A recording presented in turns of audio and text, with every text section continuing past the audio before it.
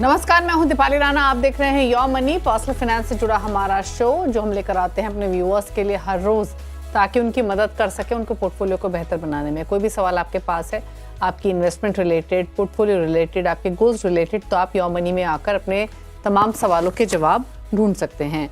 कैसे पार्टिसिपेट कर सकते हैं शो में? आप व्हाट्सएप, ईमेल या सोशल प्लेटफॉर्म्स के थ्रू कनेक्ट कर सकते हैं।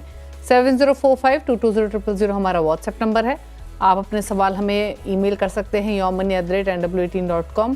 फेसबुक और एक्स पर ये शो आप लाइव भी देख सकते हैं, अपने सवाल पोस्ट भी कर सकते हैं #AskAwaz लिखकर। आज आपकी सभी क्वेरीज को आंसर करने के लिए फिनवाइस पीएफएस के फाउंडर प्रतिभा गिरीश हमारे साथ मौजूद हैं। प्रतिभा जी नमस्कार, स्वागत है आपका। और क्वेरीज शामिल करते हैं ताकि ज़्यादा से ज़्यादा उलझनों को सुलझा सके अपने व्यूअर्स की, और इसीलिए पहले जो व्यूअर हैं हमारे साथ वो कनेक्टेड भी हैं अपना क्वेश्चन पूछने के लिए। अखिल शर्मा हमारे साथ मौजूद है फोन लाइन पर। अखिल जी नमस्कार। नमस्कार मैम, बताइए क्या सवाल है आपका? मैडम, मैं 20,000 रुपए की मंथली SIP कर रहा हूँ म्यूचुअल फंड में, और मेरे 4 फंड है। HDFC फ्लेक्सी कैप में 5,000 है, ICICI प्रू मल्टी कैप में 5,000 और Motilal Oswal large and mid cap में 5,000 एंड बंधन स्मॉल कैप में 5,000। तो और मेरा कुछ मैडम लमसम भी है। तो मेरी करंट वैल्यू इस समय 29 लाख है, और मेरा कुछ डेट पोर्टफोलियो भी है जिसमें PPF, CPF, सुकन्या समृद्धि है। और तो मैं जानना चाहता था, मेरे 2 बच्चे हैं मैडम, तो एक तो डॉटर की मैरिज के लिए मुझे 1.20 CR चाहिए आफ्टर 23 साल, और जो अगर आज की अगर मैरिज कॉस्ट अगर हम काउंट करें 35 लाख, तो उसके लिए वो इनफ रहेगा। और दूसरा मेरा डॉटर एंड सन की स्टडी के लिए 1 CR चाहिए after 18 years, and my retirement के लिए 5 CR आफ्टर 23 ईयर्स। ओके, तो पहले तो इनके इन्वेस्टमेंट्स में सम अप कर दो क्विकली प्रतिभा। 20,000 पर मंथ के मंथली SIP है, 29 लाख का इनका पोर्टफोलियो है, 13.5 लाख की इनकी डेट इन्वेस्टमेंट्स हैं। तो यानी टोटल जो पोर्टफोलियो है इनका वो लगभग 44 लाख के आसपास का है, 43-44 लाख। एक्टिव SIPs हैं 4 फंड्स में, Motilal Oswal large mid cap, Bandhan small cap, HDFC flexi cap, ICICI Pru multi cap, यहाँ पर 5,000 ईच डाल रहे हैं। साथ ही इनके पास जो लमसम है वो SBI कॉन्ट्रा में है 6 लाख, 4.5 लाख कोटक इमर्जिंग इक्विटी में, निपॉन इंडिया स्मॉल कैप में 1.5 लाख। अन्य निवेश कहाँ पर है? PPF में 3.5 लाख, SS सुकन्या समृद्धि योजना में 2.25 लाख, EPF में मंथली जा रहा है 5,000, और EPF में अगेन जो कॉर्पस है वो फिलहाल 1.25 लाख के आसपास का है। NPS में जो मंथली कंट्रीब्यूशन है वो 28,000 का है, और सोवरन गोल्ड बॉन्ड में 91,000, FDs में 5 लाख। ये इनकी टोटल कंप्लीट इन्वेस्टमेंट्स हैं जो इन्होंने बनाई हुई हैं। गोल जैसे इन्होंने मेंशन किया, 18 साल बाद बच्चों के एजुकेशन के लिए 1 करोड़, 23 साल के बाद डॉटर की शादी के लिए 1.20 करोड़। ये इन्होंने इन्फ्लेशन को ध्यान में रखते हुए टारगेट्स डिफाइन किए हैं। और 23 इयर्स में अगेन रिटायरमेंट के लिए 5 करोड़। तो 23 इयर्स में बच्चों की बेटी की शादी और रिटायरमेंट दोनों के लिए इनको लगभग 6 करोड़ चाहिए होगा। क्या सजेशंस इनके लिए, इनके पोर्टफोलियो पर बताइए। अखिल जी, जो आपने पूरा इन्फ्लेशन को नजर रखते हुए आपने जो कैलकुलेट किया 35, वो बहुत अच्छा लगा। बहुत लोग ये नजरअंदाज कर देते हैं कि इन्फ्लेशन का सोचते ही नहीं, आज का जो वैल्यू है उसका थोड़ा बहुत बढ़ा लेते हैं। आपने क्लियरली कैलकुलेट किया है कि आज 35 है तो कल 23 इयर्स बाद 1.2 लगेगा। जहां तक आपका पोर्टफोलियो का सवाल है, आपका 4 फंड में आज की तारीख में SIP चल रहा है 5,000 का। तो अगर आप उसका मार्केट कैप वाइज एलोकेशन देखोगे तो 43% जो है आपका लार्ज कैप में है, और बाकी 65% मिड और स्मॉल कैप में है। तो हमने ये भी देख लिया जो आपने लमसम किया है उसका क्या है, उसका एलोकेशन कैसा है। वहां पे तो आपका SIP नहीं शुरू है, फिर भी वहां पे भी ऐसे ही है, 45% लार्ज कैप में है और बाकी मिड और स्मॉल कैप में है। तो थोड़ा वॉलेटाइल रह सकता है क्योंकि लार्ज कैप का मात्रा कम है।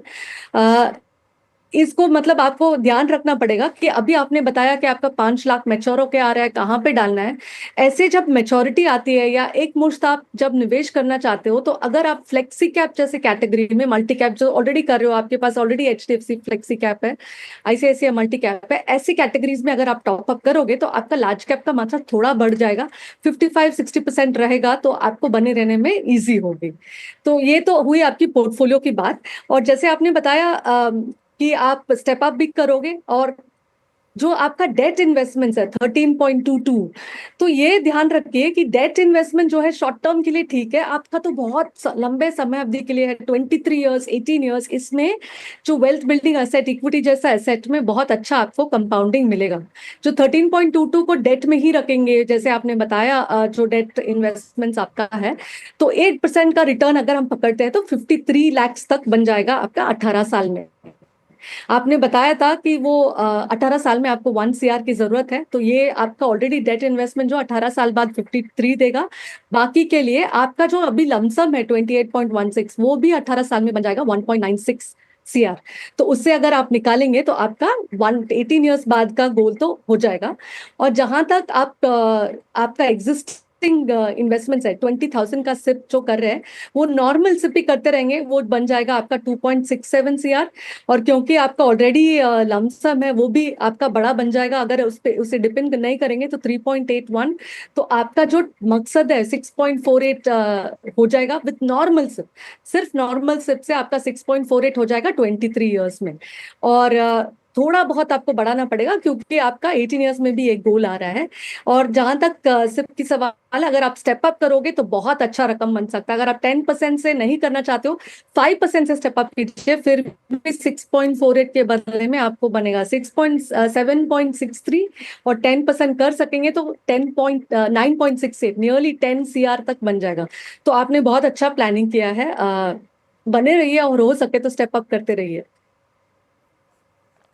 तो प्लानिंग आपकी बढ़िया है। और रही बात आपके गोल्स की, तो 23 इयर्स वाले गोल तो आप कंफर्टेबली अचीव कर लेंगे। 18 इयर्स के लिए भी गोल है, इसीलिए आपको सजेशन स्टेप अप का दिया गया है। अदरवाइज इन्वेस्टेड रहिए, अपने इन्वेस्टमेंट्स को मॉनिटर करते रहिए। तमाम आपके पोर्टफोलियो का एनालिसिस इन डिटेल अभी प्रतिभा जी ने किया। अगले व्यूअर से बात करते हैं। परमजीत सिंह चंडीगढ़ से हमारे साथ कनेक्टेड है। परमजीत जी नमस्कार, बताइए सवाल। हाँ जी नमस्कार मैम। मैंने अपना पोर्टफोलियो शेयर किया है, इसमें थोड़ा क्या कोई चेंजेस की जरूरत तो नहीं है, उसके बारे में थोड़ा एडवाइस चाहिए था। ओके, तो जो डिटेल हमारे पास है परमजीत जी, उसके हिसाब से 44,000 रुपए महीने की आपकी SIP चल रही है। हाँ जी हाँ जी। अच्छा, ये कॉर्पस कितना इकट्ठा हुआ है, भी कुछ जानकारी दे पाएंगे कितना अमाउंट है, या रिसेंटली पोर्टफोलियो क्रिएट किया है? रिसेंटली स्टार्ट किया है। ओके, तो रिसेंटली स्टार्ट किया है। 5 इयर्स में 50 लाख का टारगेट है। 44,000 की SIP है, प्लस 11 फंड्स इनके पास। फंड्स काफी सारे हैं, 4,000 each. Aditya Birla Nifty mid cap 150 index fund है। HDFC Nifty 50 equal index, ICICI Pru Nifty small cap 250, ICICI Pru blue chip, Motilal Oswal mid cap, Motilal Oswal Nifty defence, Nippon India multi cap, Parag Parikh flexi cap इनके पास है। साथ ही Quant small cap, SBI contra और SBI gold fund है। बड़ा portfolio है with regards to number of funds. क्या सजेशंस? हाँ जी, जो जैसे आपने बताया 11 फंड्स थोड़ा ज्यादा है। ये जो अमाउंट है इसके लिए 7-8 फंड्स अगर आप रखेंगे तो ठीक होगा। लेकिन हम समझ रहे हैं कि आपने अभी स्टार्ट किया, इसलिए आपने एक मिड कैप भी रखा और एक मिड कैप इंडेक्स भी है, एक ब्लू चिप फंड है एक्टिव वाला, और एक निफ्टी इंडेक्स भी है, और स्मॉल कैप का भी सेम है। तो ऑब्वियसली थोड़ा फंड्स बढ़ जाएंगे इसके वजह से। तो आप मॉनिटर कीजिए, और कुछ टाइम बाद जब आप निर्णय लेंगे कि एक्टिव करना है कि पैसिव, आपको 3 फंड तो वैसे भी आप कम कर सकते हैं, या एक्टिव में से निकल सकते हैं या पैसिव में से। जहां तक आपका मार्केट कैप का एक्सपोजर है, तो लार्ज कैप जो है 35% है आपका, और गोल्ड 9% है। दोनों थोड़ा स्टेबिलिटी आपको देगा। तो 35 + 9 हुआ 44। तो बाकी 65% मिड और स्मॉल कैप में है। तो इसमें थोड़ा आपको वॉलिटिलिटी हो सकता है। इसलिए आपको मतलब ज्यादा जब आप टॉप अप कर रहे हैं तो फ्लेक्सी कैप और मल्टी कैप जैसे कैटेगरी में करना चाहिए। और जैसे हम सब जानते हैं कि गोल्ड का तो बहुत ही अच्छा रन रहा है इन द लास्ट 1.5-2 ईयर्स। आपने भी स्टार्ट किया है गोल्ड में SIP करना।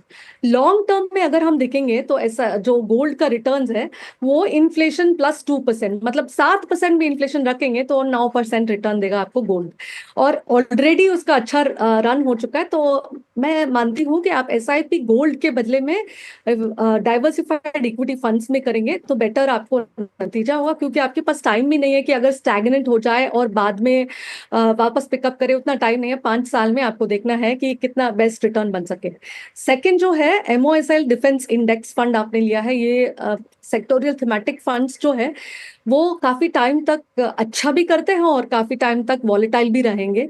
इसलिए हमारा सुझाव है ये जो दो फंड्स है उससे निकल के आप अपने एग्जिस्टिंग जैसे पीपीएफएस, फ्लेक्सी कैप है, एसबीआई कॉन्ट्रा है, ऐसे फंड्स में अगर आप टॉपअप करेंगे तो आपका थोड़ा और बैलेंस हो जाएगा पोर्टफोलियो।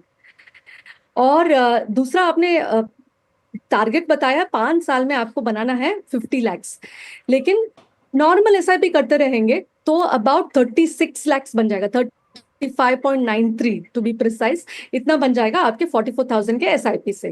क्योंकि समय कम है, अगर आप टॉपअप करेंगे थोड़ा एक्स्ट्रा जरूर बनेगा लेकिन बहुत ज्यादा आपको डिफरेंस नहीं दिखेगा, तो क्लोज टू 42.64 बनेगा अगर आप 10% का एसआईपी करते हैं तो अगर आप पूछेंगे तो मुझे तो चाहिए 50 लैक्स, आप बताओ कितना करना है, तो 44 को आपको एड ऑन करना पड़ेगा, 52 का एसआईपी करके उसका 10% स्टेप अप करेंगे तो 50 लैक्स बन जाएगा। ये सब हमने 12% रिटर्न के हिसाब से कैलकुलेट किया। ऑब्वियसली रिटर्न्स थोड़ा ऊपर होगा तो आपका थोड़ा कम एसआईपी में बन जाएगा, but better to plan for 12% returns. तो स्टेप अप जरूर कीजिए आप। ओके, तो स्टेप अप करने की सलाह है। स्टेप अप नहीं करेंगे तो 35-36 लाख का कॉर्पस इकट्ठा कर पाएंगे। अपने 50 लाख के गोल को हासिल करने के लिए आपको स्टेप अप करना जरूरी है। रही बात आपके पोर्टफोलियो की, तो जैसे प्रतिभा ने बताया थोड़े बदलाव सजेस्ट किए गए हैं। Motilal Oswal, Nifty defence, SBI gold से आपको निकलने की सलाह है और बाकी फंड्स में आप रखिए डिफेंस। हालांकि सेक्टोरल थीम्स भी हैं आपके फंड में, तो अब ऑलरेडी आपके पास जो फंड्स हैं उनको रखिए, लेकिन इन दो फंड से आप निकलिए, ये सजेशन आपके लिए दिया गया है। अगली व्यूअर से बात करते हैं। सौविक हैं हमारे साथ मुंबई से। सौविक नमस्कार। नमस्कार।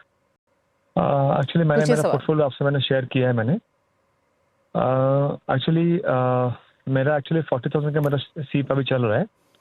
तो 40,000 ओके। सीप में बेसिकली मेरा अभी चार फंड है। उसमें एक मेरा है एसबीआई मल्टी कैप, एक है मेरा एसबीआई मिड कैप, एक है मेरा बंधन स्मॉल कैप और एक है मेरा पराग पारिक फ्लेक्सी कैप। और इसके अलावा मेरा कुछ ईटीएफ है, जैसे एक टाटा का एक गोल्ड ईटीएफ और एक Nifty 20 ETF. And apart from that मेरा ऑलरेडी मेरा पोर्टफोलियो है 80.5 लाख का मेरा ऑलरेडी पोर्टफोलियो है। ऑलरेडी चारों फंड के मेरा पोर्टफोलियो है 80.5 लाख। मेरा 16 इयर्स का मेरा नजरिया है एक्चुअली, और मैं सिर्फ जो है मेरा 10% में स्टेप अप कर सकता हूँ 16 इयर्स में। मैंने कुछ गोल फिक्स नहीं किया है, बट मेरा फंड सही है क्या और मेरा कितना होगा after 16 years, you can just suggest. तो इनके पास 6 म्यूचुअल फंड्स हैं और 6 फंड्स और ईटीएफ्स हैं, इन्होंने नाम बताए ऑलरेडी, और 16 इयर्स का होराइजन है। 16 साल में कितना कॉर्पस इकट्ठा कर लेंगे जानना चाहते हैं। कंसीडरिंग 10% स्टेप अप भी कर रहे हैं ये 40,000 के मंथली एसआईपी में, प्लस 80.5 लाख की ऑलरेडी पोर्टफोलियो की वैल्यू है। क्या सजेशंस? देखिए, जो आप 40,000 का एसआईपी कर रहे हैं और आपका ऑलरेडी इकट्ठा हो गया है 80.5, मतलब आप काफी टाइम से ये फंड्स में आप इन्वेस्ट कर रहे हैं, तभी जाके आपका लमसम अच्छा खासा इकट्ठा हुआ है। ये जो लमसम है उसको अगर 16 साल देंगे आप ग्रो होने को, तो वो सिर्फ जो 80.5 है वो 4.51 करोड़ तक बन जाएगा, 4.52 करोड़ नियरली इतना बन जाएगा। आपका सिप जो है 40,000, उसको आप स्टेप अप करेंगे 10% से, आपने ही बताया कि आप स्टेप अप कर सकते हो, तो 3.92 बनेगा। तो आपका जो लमसम प्लस एसआईपी है वो दोनों मिला के 8.44 सीआर बन जाएगा। That's a very good corpus to start with. और जहां तक आपकी फंड सिलेक्शन है, आपने 38% लार्ज कैप में रखा है और 13% गोल्ड में रखा है, तो ये आपका पोर्टफोलियो का स्टेबिलिटी है, लार्ज और गोल्ड से मिलेगा। तो बाकी का जो 50% है मिड और स्मॉल में है। तो लेकिन आप काफी टाइम से इन्वेस्टेड हो, इसीलिए लमसम हुआ है, तो मिड और स्मॉल अगर रखना भी चाह रहे हैं वॉलेटिलिटी का एक्सपेक्टेशन के साथ, तो ठीक है। जैसे हमने अभी बताया, गोल्ड का लॉन्ग टर्म रिटर्न्स है इन्फ्लेशन प्लस 2%, और ऑलरेडी उसका अच्छा रिटर्न्स आया है। तो अभी गोल्ड में एसआईपी या ईटीएफ में इन्वेस्ट करना, मैं मानती हूँ इससे बेटर आप इक्विटी में इन्वेस्ट करेंगे for the long term. Already आप एक्सपीरियंस भी है, तो आपका जो कॉर्पस है वो अच्छा बनेगा और आपका स्टेबिलिटी भी अच्छा रहेगा। आगे जाके जब आप ETF, मान लीजिए गोल्ड ETF को बंद कर रहे हैं, तो अपने एग्जिस्टिंग फंड्स में अगर आप टॉपअप करना चाहें तो PPFS का जो फ्लेक्सी कैप फंड है उसमें एक्स्ट्रा आप टॉपअप कर सकते हो। अभी तो आप ऑलमोस्ट इक्वल कर रहे हैं गोल्ड छोड़ के, और नहीं तो आप दो के बीच में स्प्लिट कर सकते हो, PPFS फ्लेक्सी कैप और SBI मल्टी कैप में। तो आपका पोर्टफोलियो और थोड़ा बैलेंस हो जाएगा, मिड और स्मॉल कैप का मतलब थोड़ा कम हो जाएगा। ओके तो चलिए, ये रहे सजेशंस आपके पोर्टफोलियो को लेकर। सिर्फ एक बदलाव, टाटा गोल्ड ETF से निकलने की सलाह है, बाकी रही कॉर्पस की। तो आपकी अपने टोटल पोर्टफोलियो की वैल्यू SIP के हिसाब से कंपैरिजन करें तो लगभग 7 करोड़ आप इकट्ठा कर लेंगे। 10% स्टेप अप करने की भी आपने बात की, तो 8.5 करोड़ की राशि आप इकट्ठा कर पाएंगे इन 16 ईयर्स। रुक रहे हैं इसके साथ एक ब्रेक के लिए। ब्रेक के उस पर कुछ और क्वेश्चन जब वापस आते हैं।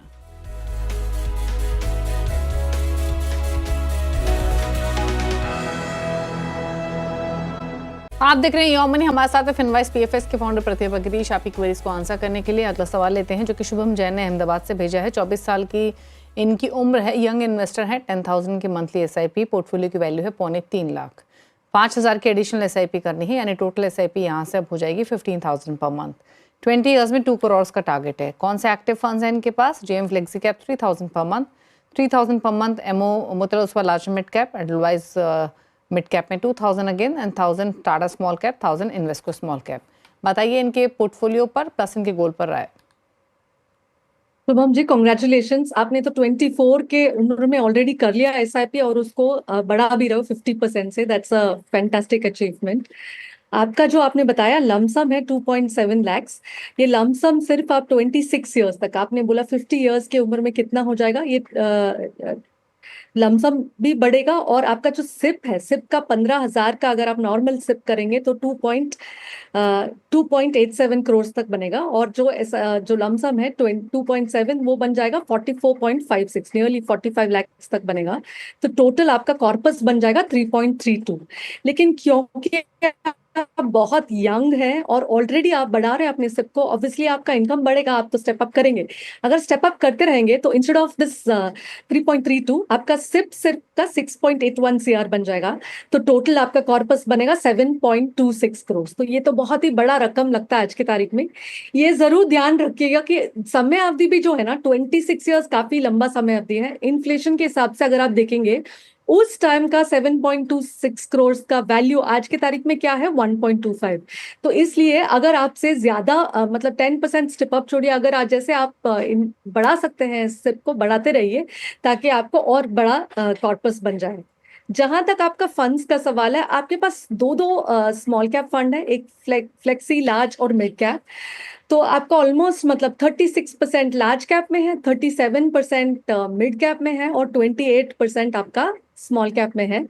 काफी अग्रेसिव एलोकेशन है, जो मतलब 65% मिड और स्मॉल कैप में है। नॉर्मली जो मॉडरेट इन्वेस्टर्स होते हैं, हम तो रिवर्स बोलते हैं कि आप लार्ज कैप ज्यादा रखो। आप यंग हो तो भी जब टायर हिट्स अ रोड तो तकलीफ हो सकता है व्हेन देयर इज वॉलेटिलिटी। जो आप 5,000 इंक्रीमेंटल करना चाह रहे हो वो फ्लेक्सी कैप कैटेगरी या जैसे पारंपरिक फ्लेक्सी कैप या फिर इन्वेस्ट को कॉन्ट्रा, अगर मेरा होता तो मैं ये काइंड ऑफ फंड्स में मैं डालती हूँ। तो आपके पास टाइम है, आप 10% स्टेप अप जरूर कीजिए।